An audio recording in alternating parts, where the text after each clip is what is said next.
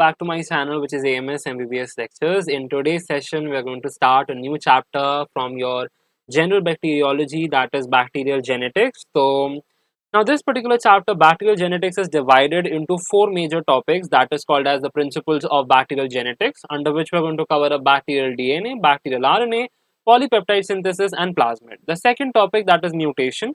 Third topic, that is horizontal gene transfer, where we're going to cover up the details of transformation, transduction, lysogenic conversion, and conjugation. And lastly, gene transfer by artificial methods. Okay?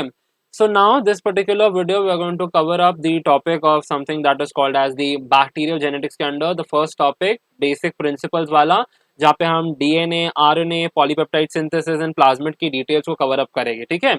अब ये सारे जो topics हैं हम लोगों के, that is DNA के बारे में, आरएनए के बारे में और polypeptide synthesis, plasmid, already we have a lot of information and already हम लोगों ने प्रीवियसली पढ़े हुए टॉपिक्स हैं, तो इनके बारे में ज्यादा डिटेल में नहीं स्टडी करेंगे. It would be like a quick brush up. ठीक है, प्लाज्मिड में भी एक न्यू टॉपिक हो सकता है, तो we can I am going to discuss that thing in much more detail. ठीक है, तो let's get started with something that is called as the bacterial DNA and its details. ठीक है, अब किसी भी बैक्टीरिया की जब मैं बात करूंगा ना, उसके डीएनए के ऊपर कमेंट करना है, तो first of all it is having a single haploid chromosome. ठीक है, बैक्टीरियल जेनेटिक मटेरियल कैसा है, it is single haploid chromosome. ठीक है, सिंगल है, haploid means it is having only an and the chromosome है कहीं ना कहीं. अब what is a chromosome? Chromosome कुछ नहीं होता guys, it is a super coiled circular double. तो जब डीएनए को एकदम सुपर मतलब like whenever the DNA is coiled together, that is what is something resulting into chromosome. Yes और no? DNA जब कॉइल हो जाता है, then it forms the chromosome. तो first of all remember, it is bacterial DNA is having single haploid chromosome which is basically comprised of super coiled circular double standard DNA. ठीक है, super coiled circular double standard DNA से compose होता है इसका chromosome. Next important segment, and nearly जो length होती है DNA की वो 1 mm की लेंथ होती है आप लोग के पास. ठीक है, तो आई होप ये बेसिक इंफॉर्मेशन क्लियर है. ये एक जनरल इंफॉर्मेशन थी about the bacterial DNA, that it is single haploid chromosome होता है, super coiled circular double standard DNA. अब ध्यान देना इस बात पे, मैंने एक टर्म हाईलाइट किया, दैट इज सर्कुलर. क्या हर बैक्टीरिया के अंदर जो डीएनए होता है वो सर्कुलर होता है? No, we can have some okay bacterias जहां पे कहीं ना कहीं हम लोग का जो क्रोमोसोमल डीएनए होता है वो लीनियर भी हो सकता है. तो some bacteria may have linear as well. ठीक है, कुछ bacterias. Now I also have a term over here that is single chromosome. क्या सारी बैक्टीरिया में सिंगल ही होता है chromosome? No, there are certain bacteria which can have two chromosomes, and the example for that bacteria comes out to be Vibrio cholera. Clear? अब देखो guys, genetic material की बात चल रही है, तो normally every one of us no कि जो भी मतलब जो जेनेटिक मटेरियल होता है वो भी कहाँ लोकेटेड होता है? न्यूक्लियस में होता है. अब बात कर रहे हो बैक्टीरिया की, तो बैक्टीरिया तो प्रोकैरियोट है. यस और no? Bacteria is a prokaryote, मतलब इसके पास कोई न्यूक्लियस होगा क्या? The answer is no, the bacteria do not have any nucleus. Yes और नो? तो व्हाट इज द एरिया? तो याद रखना, जो जेनेटिक मटेरियल होता है, जो डीएनए होता है हम लोगों का, it is located into an irregularly shaped area, irregularly shaped region, and that is what is called as the nucleoid. Again I'm repeating the point, that is bacteria के पास nucleus नहीं होता, and therefore the genetic material is basically located or situated in an irregularly shaped region, and that is what is called as the nucleoid. अब obvious सी बात है, अगर nucleus absent है bacteria के अंदर तो कोई भी न्यूक्लियर मेम्ब्रेन नहीं होने वाली है, एंड साथ ही साथ न्यूक्लियोलस भी एब्सेंट होगा. I hope this information is clear. Now one more thing to add on, and some of the bacterial DNA का introduction, that is it also lacks the basic proteins. ठीक है, bacterial DNA lacks basic proteins. So I hope एक basic introductory information about bacterial DNA is clear. एक काम करते हैं, अब next topic that is called as structure. अब इस डीएनए के स्ट्रक्चर को थोड़ा और डिटेल में पढ़ते हैं. The moment anyone says about DNA, the very common thing, structure किसी ने पूछ लिया तो we know it is the double helical structure. A quick question to all of you all, which scientist okay put forth the double helical structure? क्या DNA का जो structure है वो डबल हेलिक्स की तरह होता है? कौन से साइंटिस्ट ने कॉन्ट्रीब्यूशंस दिया है? Yes, it is Watson and Crick. ठीक है, वॉटसन एंड क्रिक का कॉन्ट्रीब्यूशन था अबाउट दिस पर्टिकुलर सेगमेंट. अब जो पर्टिकुलर हम लोग का DNA guys, can you see this thing over here? It is having how many strands? There are two strands. ठीक है, अब ये जो दो strands होते हैं हम लोगों के डीएनए के, it is basically composed of what? It is mainly composed of complementary nucleotides से. तो दो strands होते हैं, दोनों strands के ऊपर complementary nucleotides present हो गए बहुत सारे. yes or no? And these strands, ये जो दो strands होते हैं, they are basically super coiled, okay? They are coiled with each other, yes or no? They are coiled together in double helix के form के अंदर, and this double helix structure, ये ऐसा दिखता है, किसने contribution दिया था, मतलब like who described this thing? Watson and Crick were the scientists. Now very important segment over here guys, अब ये जो दो strands हमने बात करी यहाँ पे, जो ये दो DNA के strands होते हैं over here, these two strands, these are composed of something that is called as the sugar. We have the phosphate group and nitrogenous base. So, जो each and every strand is composed of three important components, and that is the sugar, the phosphate and the nitrogenous base. ठीक है? अब DNA की बात चल रही है. What is the full form of DNA? It is deoxyribose nucleic acid. Yes or no? So this deoxyribonucleic acid जो होता है हम लोगों का, therefore this deoxyribose term is coming because जो sugar present होती है, that is deoxyribose sugar. तो I hope three components of the DNA is very much clear कि स्ट्रैंड में जो बनता है. ठीक है, अब देखो जब भी हम लोग डीएनए के स्ट्रैंड के कंपोनेंट्स की बात करते हैं, तो there are two terms that comes into picture, and those two terms are nothing but your nucleoside and nucleotide. अब what is the nucleoside and what is the nucleotide? Very simple difference between the two. If I say sugar and nitrogenous base, that is what is called as the nucleotide, sugar plus nitrogenous base. And if sugar and plus nitrogen base के अंदर if I'm adding something called as a phosphate group, it is what is called as a nucleotide. Clear हो गया ये terms? I guess ये सारी चीजें भी already know this thing. Let's add on more information to this part guys. ठीक है, अब इसके अंदर that is simply that is nitrogenous base के ऊपर बात करूंगा. तो nitrogenous base we have total 4 nitrogenous base. अगर स्पेसिफिकली बात करूं in general we have 5. You know why I am saying this thing as 5. देखो there are 2 purines and 2 pyrimidines. With respect to DNA there are 4. yes or no? कोई भी DNA RNA करो, there should be 4 nitrogenous bases. Purines are always fixed, that is we have adenine and we have guanine as the purines. जो DNA में भी यही same हो गए, right? Purine plus sorry adenine and guanine ही होगा. And RNA के अंदर भी प्यूरिन्स जब मैं बात करूंगा तो again we have the adenine and guanine. Secondly, pyrimidines, there are 3 pyrimidines, that is thymine, cytosine and uracil. Okay, now DNA के रिस्पेक्ट में बात करूं तो it is thymine and cytosine which is very much specific for DNA. The moment you see uracil into this thing, it is indicating that it is RNA. ठीक है ना? Thiamine के जगह पे thiamine is something that is not present in the RNA. Instead of thymine we have uracil. ठीक है ना? तो in short just I want to say DNA के रिस्पेक्ट में जो 4 nitrogenous base, 2 purine that is adenine and guanine, 2 pyrimidines that is thymine and cytosine. Any problem till here? Next important segment, pairing. Very important thing guys. ठीक है, अब ये जो nitrogenous base होते हैं गाइस, ठीक है, this adenine, this thymine, this guanine, cytosine, इनकी पेयरिंग बहुत इंपॉर्टेंट है. The adenine is always going to pair up with the thymine and guanine is always going to pair up with the cytosine. And how this pairing is taking place? This pairing is taking place via the hydrogen bonds, or specifically adenine binds to the thymine, okay, by 2 hydrogen bonds, and guanine binds to cytosine by 3 hydrogen bonds. Any problem in remembering this basic information? G and C binds by 3 and adenine with thymine there are 2 hydrogen bonds. ये वापस से सब वही basic information है जो तुम्हें already पता होगी. एंड फ्रॉम दिस अगर एडेनिन थाइमीन के साथ बाइंड करता है तो कैन आई सिंपली से number of adenine is equal to number of thymines in a particular DNA, and same goes for guanine as well. Number of guanine molecules is completely equal to number of cytosine molecules in this thing. And इस information के basis पे we get this thing, that is the ratio of adenine plus thymine to guanine plus cytosine comes out to be constant for a particular bacteria का species.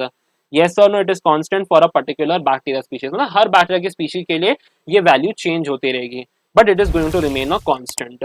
Any problem till here to any one of us? इधर तक clear हो गया? Shifting on towards the next important segment, and that is called as the bacterial RNA guys. ठीक है, first and the very important thing, that is bacterial RNA की जब मैं बात करूँ तो it is very much structurally similar to your DNA. DNA and RNA almost like same ही होते हैं. सिर्फ there is okay 2 difference which makes RNA as RNA and DNA as DNA, and वो दो difference basically उनके sugar and nitrogenous base में. The moment I say sugar guys, what is the full form of RNA? We have ribose nucleic acid. Therefore, why ribose? Ribose is nothing but the sugar that is present in the RNA molecule, right? So RNA के अंदर ribose sugar होती है and DNA में deoxyribose. This is the first difference. Second difference is in the nitrogenous base. जो मैंने already आप लोग को बता दिया है, दैट इज सिंपल। डीएनए के अंदर जो हम लोग के पिरिमिडीन होती है that is thymine plus cytosine, and RNA के अंदर जो पिरिमिडीन प्रेजेंट होती है that is should be uracil with cytosine. तो आई होप जो डिफरेंसेस है वो क्लियर है यहाँ तक। There are three types of RNA that we have to conquer. Types की बात करूं, there are three types, that is something called as your messenger RNA or the mRNA. We have the ribosomal RNA or the rRNA, and the transfer RNA that is tRNA. And every one of us know that ये तीनों के तीनों RNAs जो होते हैं, these are mainly going to participate in something called as the protein synthesis, the polypeptide synthesis के procedure में बहुत important role play करते हैं ये। That is the next topic, that is protein synthesis or polypeptide synthesis as the next topic guys। ठीक है, अब polypeptide synthesis थोड़ा ध्यान से सुनना गाइस, ठीक है। देखो अब कोई भी पर्टिकुलर, हम लोग अभी बैक्टीरियल डीएनए की बात करके आए गाइस, तो एक जो डीएनए होता है, इस डीएनए के अंदर मल्टीपल जीन्स हो गए। And what is genes? Gene are nothing but छोटू सा segment of DNA is what is called as a gene. तो मल्टीपल जीन्स हो गए, and these genes are basically coding for something that is called as proteins. ये सुनो, bacterial proteins के लिए code करती है यही genes. Now very important segment over here to understand, that is, ये तो सबको पता होगा right. In order, okay, the DNA to basically produce this proteins, it has to undergo a two-step process। ठीक है, एक टू स्टेप प्रोसेस के through जाना पड़ता है। First of all the DNA has to convert itself into the messenger RNA, and ये जो कन्वर्जन होता है it is taking place by the process of transcription. Yes और नो, ट्रांसक्रिप्शन के प्रोसेस के थ्रू ये चीज होने वाली है कि डीएनए आरएनए में कन्वर्ट हो गया, and this same RNA okay is then getting converted into the proteins। Ultimately ये प्रोटीन्स में आएगा। तो डीएनए को प्रोटीन में कन्वर्ट करने के there is a two step process, that is first transcription, mRNA synthesize होता है, and then mRNA प्रोटीन्स में कन्वर्ट होता है। the process is called as translation। any problem till here to any one of us? Right, तो I hope transcription translation इनके details हमने already एकदम detail में पढ़े सारे टॉपिक्स। बट जब भी ट्रांसक्रिप्शन होता है, which enzyme is going to take place, तो we know it is basically the RNA polymerase. Right, RNA polymerase is the enzyme that is going to come into picture. Right, and translation में क्या होता है? MRNA, which particular segment comes into picture? yes, it is the ribosomes। okay, ribosomes are very much important over here। ribosomes will come into picture। mRNA को basically decode करता है उसका code को, and it is going to produce the proteins, है ना। That is the ribosome which helps in the process of translation, and transcription के लिए the enzyme that is useful is RNA polymerase. अभी और एक पॉइंट बोलो तो डीएनए से आरएनए सिंथेसाइज हो रहा है, तो जो एमआरएनए प्रोड्यूस होगा उसका जो बेस सीक्वेंस होगा that would be very much complementary to the DNA, because DNA is acting as a template. Yes और नो, डीएनए टेम्पलेट की तरह काम कर रहा है यहाँ पर। तो DNA to mRNA transcription, mRNA to protein translation. Transcription के लिए कौन सी एंजाइम? RNA polymerase. ट्रांसलेशन के लिए हेल्प कौन कर रहा है? Ribosomes. Basic information every one of us know. Okay, same चीज को डायग्रामेटिकली भी प्रेजेंट किया गया है, तो वी कैन सी हमारा डीएनए मॉलिक्यूल एक सेगमेंट, इसका एक स्पेसिफिक सेगमेंट ही ओपन होता है, and it is going to produce the mRNA by the process of transcription. Yes और नो, तो डीएनए का आप लोग का एमआरएनए बन गया, and this mRNA with the help of something that is called as the ribosomes. Ribosomes के साथ यहाँ पे ट्रांसलेशन का प्रोसेस होगा, एंड अल्टीमेटली हम लोग का प्रोटीन या पॉलीपेप्टाइड का सिंथेसिस होगा। तो आई होप ये इन्फॉर्मेशन क्लियर है यहाँ तक हम लोग के पास। यस और no, next comes into picture that is called as the plasmids. ठीक है ना, तो पॉलीपेप्टाइड सिंथेसिस इतना ही था। अब we are going to discuss the plasmid, that is the like the last topic. ठीक है, अब प्लाज्मिड को एक्सप्लेन करने से पहले I just want to clarify some terms. ठीक है, अब ये particular bacterium you can see, just look at the image over here. ठीक है, अब ये जो ब्लू कलर से शो किया गया है यहाँ पर, that is I am labeling as the bacterial DNA. It is something that is called as the chromosomal DNA. Yes, तो ये वाला जो पोर्शन है जहाँ पे ये बैक्टीरियल डीएनए लोकेटेड है, this is what is called as the nucleoid. Yes और नो, एक बैक्टीरिया का न्यूक्लियोइड होगा ये। इस न्यूक्लियोइड के बाहर वाले एरिया में अगर कोई भी पर्टिकुलर जेनेटिक मटेरियल प्रेजेंट होता है, ठीक है, that is what is we refer that thing as extra chromosomal. Extra chromosomal बोलते हैं हम लोग इनको, and that extra chromosomal genetic material जो आप लोग के बैक्टीरियल डीएनए है, क्रोमोसोमल डीएनए के अलावा कोई और डीएनए कभी साइटोप्लाज्म में प्रेजेंट होता है, that is the extra chromosomal DNA, that is what is called as plasmid. इधर तक क्लियर हो गया? तो that is what is the definition of plasmid is guys. Have a look over here. देखो, plasmids are nothing but the extra chromosomal double stranded circular DNA molecule that exist in a free state, because ये cytoplasm में है ना, तो ये free state में होते हैं, they are not associated in the nucleoid वाले पोर्शन में, तो दे आर फ्री स्टेट के अंदर होते हैं इन द साइटोप्लाज्म। अब देखो डेफिनेटली बैक्टीरिया में तो होना ही चाहिए बिकॉज प्लाज्मिड इज समथिंग हम जनरल बैक्टीरियोलॉजी के अंदर पढ़ रहे हैं, बट याद रखना plasmids can also be found in something called as, कुछ यीस्ट के अंदर भी प्रेजेंट होते हैं plasmid. Done with the definition, let's shift towards हम ओके कुछ फीचर्स की बात कर लेते हैं, कुछ characteristic features of a plasmid. First of all plasmids are not essential बच्चा, मतलब एक पर्टिकुलर बैक्टीरिया की बात करो या पर से कोई भी एक सेल ले लो, उसको फंक्शन करने के लिए उसका जो जेनेटिक मटेरियल होता है, जो उसका क्रोमोसोमल डीएनए होता है, वो बहुत जरूरी होता है ना, because that is the one that is going to code for multiple proteins, multiple enzymes, जिसकी वजह से वो सेल सर्वाइव कर पाएगा, मल्टीप्लाई कर पाएगा, ग्रो कर पाएगा। यस और नो? लेकिन प्लाज्मिड्स जो होते हैं बच्चा, दीज आर एक्स्ट्रा क्रोमोसोमल ना, ये एक्स्ट्रा जेनेटिक मटीरियल है, तो they are not essential for the survival और the growth of the bacteria, ठीक है ना, तो ये ज्यादा असेंशियल नहीं होते हैं। सेकेंड, नंबर की बात करूं तो नंबर इज लाइक वेरिएबल है, मतलब आइदर कुछ बैक्टीरिया के अंदर सिर्फ एक ही प्लाज्मिड प्रेजेंट होगा, या तो फिर some bacteria can also have plasmids up till 40, या तो उससे भी ज्यादा हो सकते हैं, ठीक है, more than 40 plasmids can also be present in side a particular bacterium. Single भी हो सकता है, या तो अप टिल 40 और more than that plasmids can also exist in a particular bacterium. Next important function okay thing is that is independent replication, मतलब for a plasmid to replicate okay it does not have to wait कि जब तक bacteria पूरा multiply करेगा, divide करेगा, तब जाके के प्लाज्मिड डिवाइड करेगा, नो, वो इंडिपेंडेंटली, तो मतलब basically plasmids are having their own replicatory mechanisms, they can multiply और रेप्लिकेट ऑन देयर ओन, ठीक है। Then we have the fourth feature that is episome. Very important to understand episome over here. ठीक है, ध्यान देना अब क्या होगा। अब आई एम सेइंग दैट सपोज कुछ प्लाज्मिड जो है, this plasmid get integrated into the bacterial DNA. Integration of the plasmid into the bacterial DNA. This integrated plasmid into the bacterial DNA is what is referred to as the episomes. Okay, that is what is called as the episome. Can you see image में पूरा clear है I guess? That is जो plasmid होता है, अगर ये आप लोग के बैक्टीरियल डीएनए में इंटीग्रेट हो जाता है, then it is going to result in the formation of an episome. Done and dusted till here? And definitely अब इंटीग्रेशन हो गया है, तो दैट डजंट मीन कि अब ये पर्टिकुलर पार्ट अपना इंडिपेंडेंटली रेप्लिकेट पर आएगा, नो। जब बैक्टीरिया डिवाइड करेगा, जब बैक्टीरियल डीएनए रेप्लिकेट करेगा, then only this particular portion is going to replicate, ठीक है। अब लास्ट जो है that is what is refer to as your curing guys, ठीक है।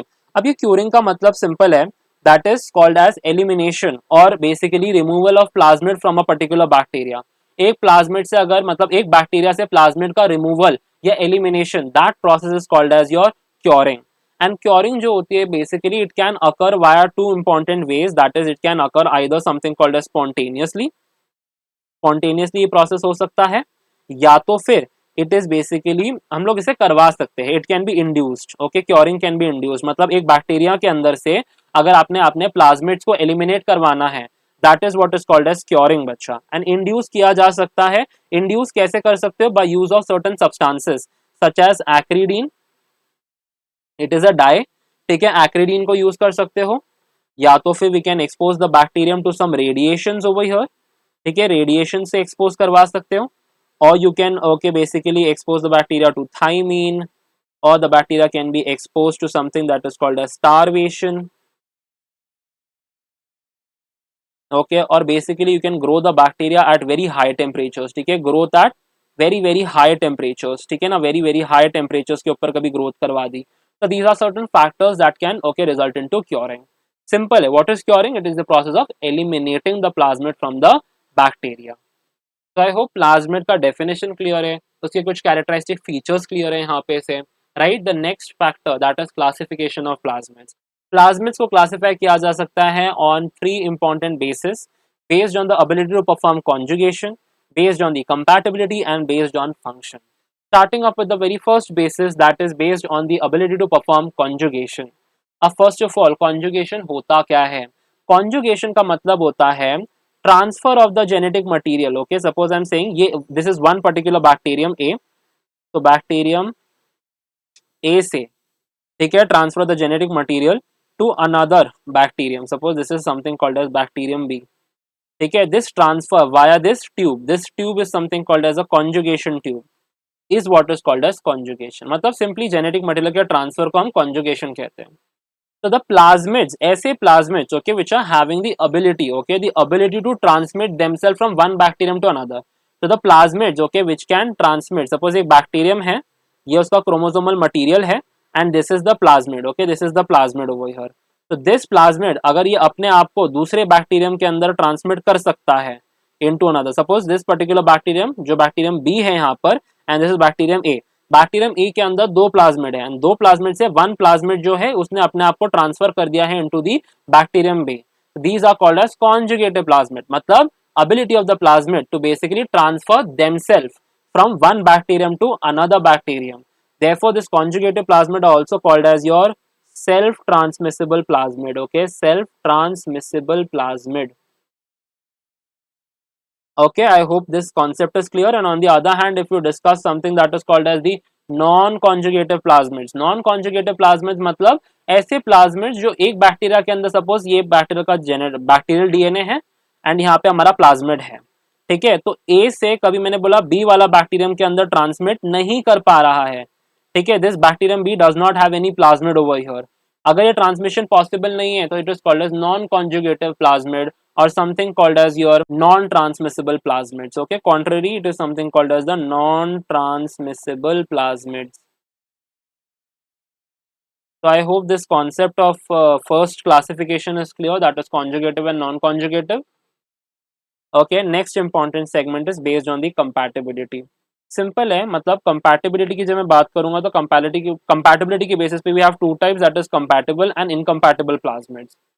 कहने का अर्थ क्या आएगा इस कंपैटिबल एंड इनकंपैटिबल के अंदर, the meaning is very simple. See, एक पर्टिकुलर बैक्टीरियम के अंदर, ओके, टू और more than two plasmids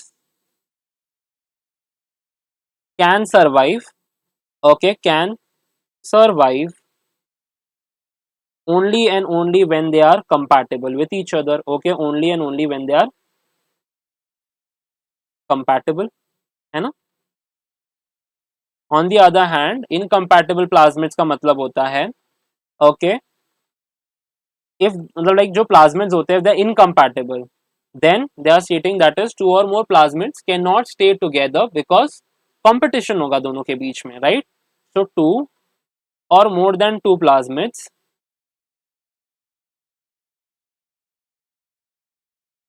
can not reside together or cannot survive, okay, as they are incompatible to each other, as they are incompatible। Ultimately दोनों में से, okay, दो या दो में से ज्यादा जो होते हैं, तो जो अदर प्लाज्मिड्स होते हैं, बचे हुए प्लाज्मिड्स जो होते हैं, the other plasmids, okay, they are basically eliminated, other plasmids get eliminated over here. समझ आया दर तक क्या है ये कंपैटिबल इनकम्पैटिबल ना। तो सबसे बड़ा क्वेश्चन आना चाहिए क्या, what is the basis you are basically saying कि ये पर्टिकुलर प्लाज्मिड कंपैटिबल है and this some plasmids are incompatible. how are we able to decide this particular segment? Very simple guys, ठीक है, it is all based on something that is called as the replication। Let me change the color।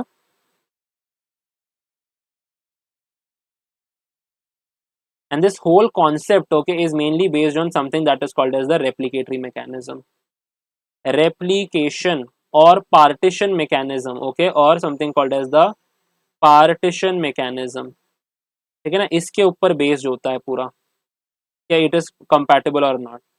कहने का मतलब, कहने का meaning ये है that is if suppose I'm saying that some plasmids, okay, कुछ plasmids है which are basically having their own unique replication mechanism और unique partition mechanism होता है, then they are going to survive, they are going to, okay, reside in the same bacterium only, therefore they are called as compatible one because they are having a unique or something called as a replication or partition mechanism of their own।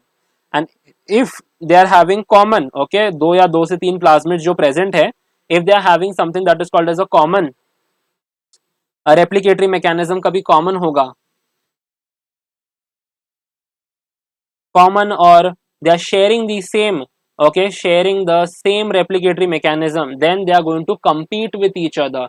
है ना, common रहेगा तो क्या होगा, competition होगा, they are going to compete with each other and ultimately what is going to happen, they can not survive, एक particular plasmid को बाकी सारे, सिर्फ एक प्लाज्मिड सर्वाइव कर पाएगा, बाकी सारे का एलिमिनेशन हो जाएगा, बाकी सारे एलिमिनेट कर दिए जाएंगे, ठीक है, that is the story of incompatible plasmid.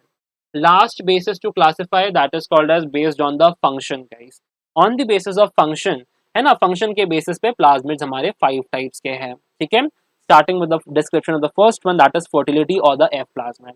अब ये देखो प्लाज्मिड क्या है, बेसिकली जेनेटिक मटेरियल है ना, डीएनए का वो है यहाँ पर. तो this particular plasmid is having a gene that is called as the T R A gene. Okay, it is having the T R A gene. और ये जो टी आर ए जीन होती है guys, it is coding for the expression, okay, it is coding for the expression of the sex pili, okay, expression of the sex pili, and this sex pili is ultimately helpful in something that is called as the bacterial conjugation, है ना, bacterial conjugation के लिए helpful होती है. First one done, that is fertility or the F plasmid. Second one that is resistance plasmid जो होती है बच्चा, इसके पास ऐसे जीन्स होती है, this plasmid is having those genes, okay, which are basically coding for the resistance of the bacteria towards antibiotics, ठीक है, रेजिस्टेंस टू एंटीबायोटिक्स. देयरफॉर ये जो पर्टिकुलर प्लाज्मिड होगा वो उस पर्टिकुलर बैक्टीरिया के लिए क्या होगा, बेनिफिशियल होगा बहुत. The next category that is called as the coal plasmid. अब ये जो coal plasmids होते हैं guys, they are basically coding for something called as, तो इनके पास ऐसी genes होती है, okay, which is coding for something called as the bacteriocins, ठीक है, bacteriocins के लिए कोड करती है. And what are these bacteriocins? Simple, okay, antibiotic like substances, again I'm repeating over here, antibiotic like proteins होते हैं, these are antibiotic like proteins जो basically आप लोग के kills other bacterias, ठीक है, which can kill the other bacterias, उसके लिए कोड करता है ये, ठीक है. The fourth category that is the virulence plasmid. The virulence plasmid is basically coding, okay, it is having the gene that is going to code for the virulence factor. yes or no, virulence factors के लिए code करती है, and this virulence factor ultimately is going to add on to the bacterial pathogenicity. yes or no, bacterial pathogenicity को add on करने वाला है ये. and just for an example of these bacterial pathogenicity और some virulence factor के examples की जब मैं बात करूँ तो we can remember the heat stable and the heat labile toxin of Escherichia coli. Escherichia coli की बात करेंगे तो we can also remember the K88 plasmid, K88 plasmid of Escherichia coli, which is again very much useful for something called as the adherence, ठीक है ना, it is useful for the adherence antigens के लिए, ठीक है, it is useful for the adherence antigen को code करती है. and lastly also ये जो virulence plasmid होते हैं they can also be useful for something called as the siderophore production guys, ठीक है. so these were some important examples over here under the virulence plasmid siderophore production. Systemic पढ़ेंगे तो ये सब heat stable, okay, K88 plasmid, वो सारी चीज़ें और क्लियर हो जाएगी. सिस्टमिक में ई कोलाई को हम स्पेसिफिकली स्टडी करेंगे. अभी एग्जांपल के लिए याद रखना. Last category metabolic plasmids, definitely some metabolic processes के अंदर हेल्प करेगा, है ना, जैसे कि something called as the digestion के अंदर हेल्प करेगा. Digestion of what, digestion of some unusual substances, okay, digestion of unusual substances, okay. Just for an example we can give over here is camphor हो गया, टोलुवीन हो गई, salicylate हो गया, ऐसे टाइप के जो थोड़े बहुत से लाइक ऐसे अननोन सब्सटेंसेस होते हैं, अनयूजुअल सब्सटेंसेस होते हैं, उनके डाइजेशन के लिए हेल्प कर सकते हैं मेटाबॉलिक प्लाज्मिड, ठीक है. They can also be useful for something called as the urease synthesis, ठीक है, यूरिएज सिंथेसिस में हेल्पफुल है. एंड साथ ही साथ they can also be useful for something called as the nitrogen fixation guys, ठीक है, नाइट्रोजन फिक्सेशन के लिए भी यूजफुल है ये. So I hope the entire concept of plasmids and their classification is also done. Last topic, okay, last छोटू सा information that I have to share, okay, when I'm discussing plasmid, that is plasmid को हम vectors की तरह भी use कर सकते हैं, ठीक है. एंड ये बेसिकली जो एक्टिविटी होती है ना, ये यूजुअली जेनेटिक इंजीनियरिंग में बहुत ज़्यादा यूज़ की जाती है. प्लाज्मिड्स जो होते हैं by their ability to transfer the DNA from one bacterium, है ना. प्लाज्मिड का मतलब क्या होता है, ये जेनेटिक मटेरियल को एक बैक्टीरियम से दूसरे बैक्टीरियम के अंदर आसानी से ट्रांसमिट कर सकती है. है ना। इसी प्रॉपर्टी के बेसिस पे हम इसे बहुत ज्यादा यूज करने लग गए into the field of genetic engineering के अंदर। Plasmid is very much helpful. We are basically using plasmid as a vector कि ये हमारे एक पर्टिकुलर जीन को एक बैक्टीरिया से दूसरे बैक्टीरिया में ट्रांसमिट करने के लिए हेल्प किया जा सकता है ना। तो दैट इज जेनेटिक इंजीनियरिंग में हेल्पफुल है। वाई सो?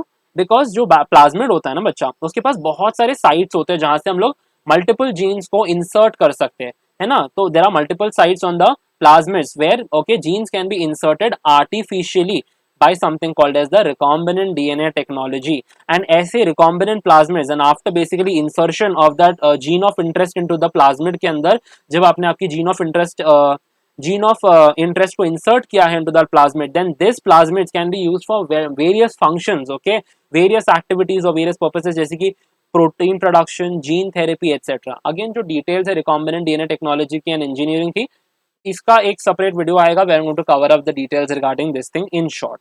ठीक है, सो दैट इज इट। हम लोगों ने बहुत सारे टॉपिक को कवर अप कर लिया इस पर्टिकुलर वीडियो के अंदर, starting up with the basic introduction.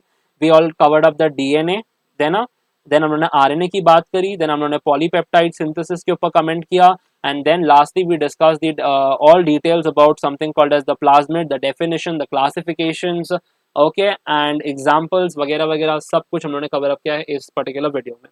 The next video is going to all about something that is called as mutations, और we are going to start the topic of gene transfer in bacteria, and उससे related एक topic है mutation, वो हम लोग cover up करेंगे in the next video guys। ठीक है, so that is it for this session। I hope आपको समझ में आया होगा। So thank you so much for watching guys, and if you found this content useful then do like, share and subscribe to my channel which is AMS MBBS lectures guys।